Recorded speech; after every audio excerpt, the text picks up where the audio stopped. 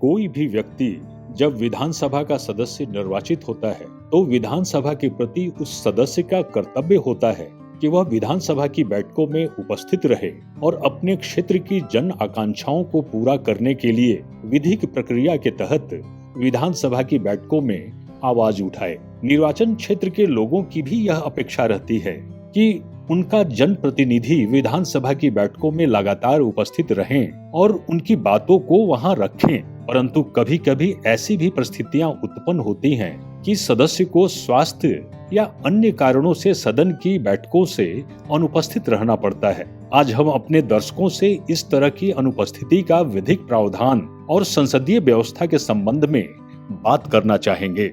सर्वप्रथम हम इस विषयक झारखंड विधानसभा के एक घटनाक्रम को देखते हैं। पंचम झारखंड विधानसभा के निर्वाचन क्षेत्र संख्या 38 सिंदरी से निर्वाचित माननीय सदस्य श्री इंद्रजीत महतो अपनी शारीरिक अस्वस्थता के कारण सभा की बैठक से अनुपस्थित रह रहे हैं। श्री महतो का दिनांक 23 मार्च 2021 की सभा की बैठक में उपस्थिति दर्ज है। भारत के संविधान के अनुच्छेद 190(4) में यह उल्लेख है कि यदि किसी राज्य के विधानमंडल के किसी सदन का सदस्य 60 दिन की अवधि तक सदन की अनुज्ञा के बिना उसके सभी अधिवेशनों में अनुपस्थित रहता है तो सदन उसके स्थान को रिक्त घोषित कर सकेगा।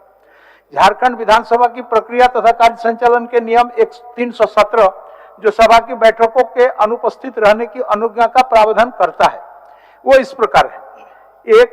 317(1) जो सदस्य संविधान के अनुच्छेद 190(4) के अधीन सभा की बैठक से अनुपस्थित रहने की अनुज्ञा प्राप्त करना चाहे वो अध्यक्ष को यह अवधि बतलाते हुए लिखित आवेदन पत्र देगा जिसके लिए सभा की बैठकों से अनुपस्थित रहने के लिए उसे अनुज्ञा दी जाए।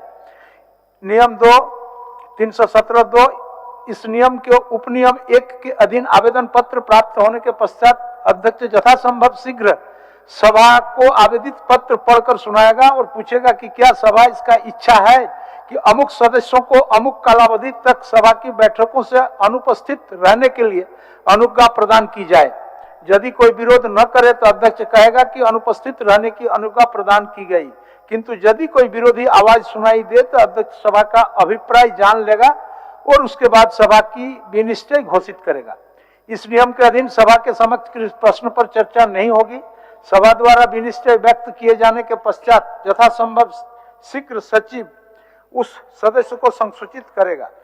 श्री इंद्रजीत महतो 100 की धर्मपत्नी द्वारा ये उल्लेख करते हुए आवेदन दिया गया है कि उनके पति श्री इंद्रजीत महतो सबाइटस होलिस्टिक हेल्थ केयर हैदराबाद में 27 मई 2021 से अब तक इलाजरत हैं और अभी भर्ती रहना उनके इलाज के लिए आवश्यक है।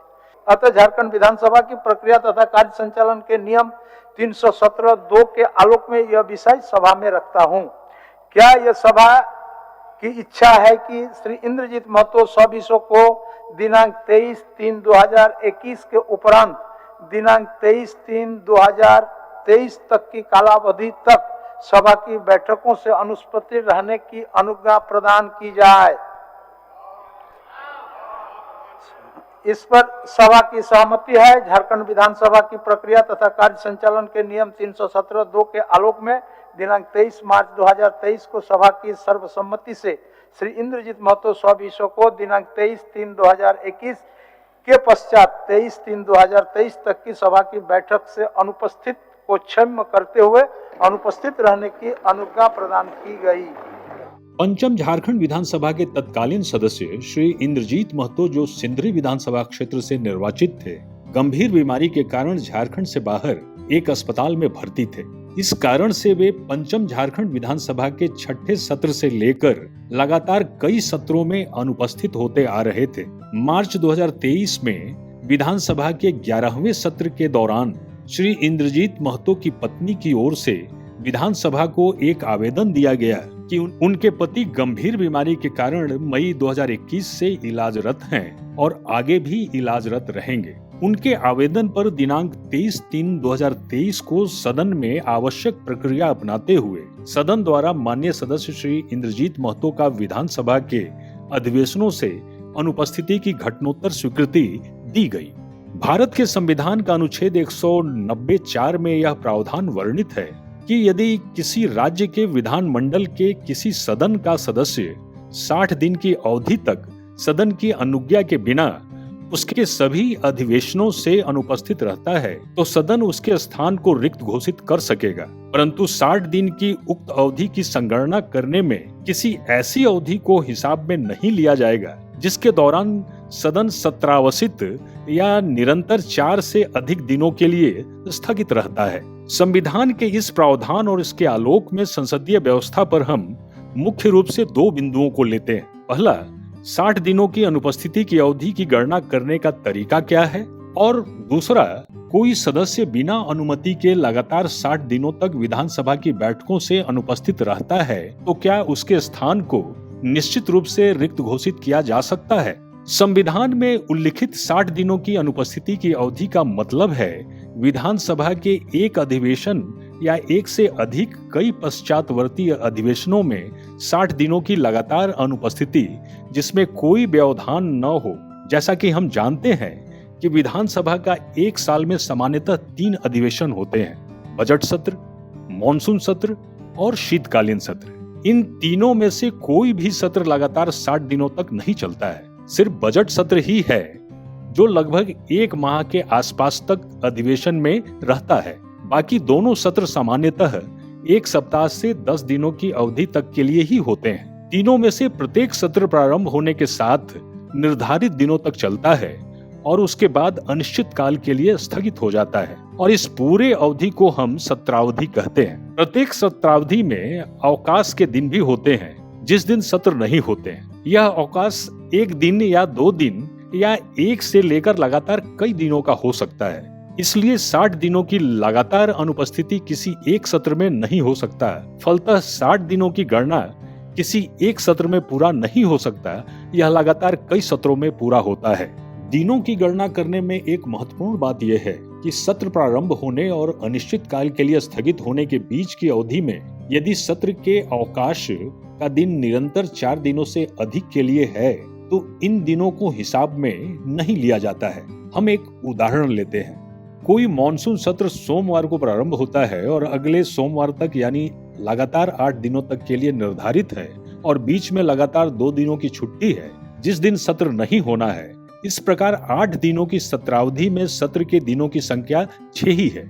यदि कोई सदस्य इस पूरे मानसून सत्र में अनुपस्थित रहता है तो उसकी कुल अनुपस्थिति 8 दिनों की हो जाएगी। यदि इसी मानसून सत्र के 8 दिनों की अवधि में लगातार 5 दिनों की छुट्टी है और कोई सदस्य पूरे मानसून सत्र में अनुपस्थित रहता है तो उसकी अनुपस्थिति मात्र 3 दिनों की ही गिनी जाएगी। अब हम दूसरे बिंदु को देखते हैं।